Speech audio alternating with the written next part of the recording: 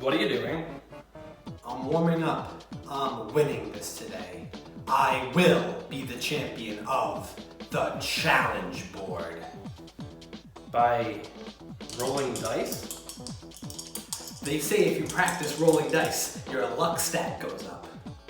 I've been practicing by playing some games. I'm ready to be the winner of the challenge board. No way. I'm winning. I got this.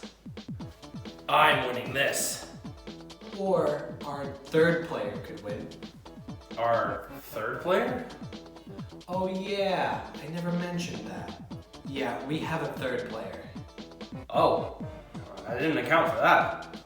Well, the challenge board is a game that involves skill, patience, and strategy. And luck. Exactly. That's why I'm rolling dice, because luck is key. Well, the stream is starting soon, so that means the game is starting soon, so can we get this going? Just explain the rules to the people at home. I gotta get my luck stat up by at least 3.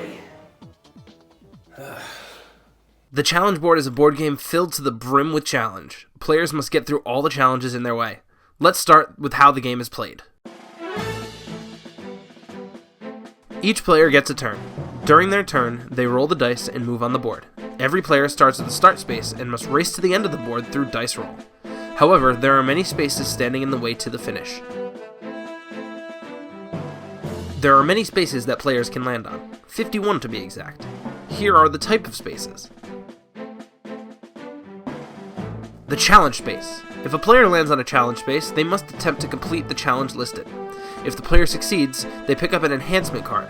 If a player fails the challenge, the player picks up a damage card. If a player lands on a versus space, that player picks an opponent to face. After picking someone, the player picks a versus card. There, a challenge will be listed. The two players will face off in a versus challenge. The winner picks up an enhancement card, and the loser picks up a damage card. If a player lands on an action space, many things can happen. Players can be sent back, sent forward, lose a turn, or gain a turn. If a player lands on a free-for-all space, all 3 players will face off in a challenge against each other. The one winner picks up an enhancement card, and the 2 losers pick up a damage card. At the very end of the board lies the final challenge space.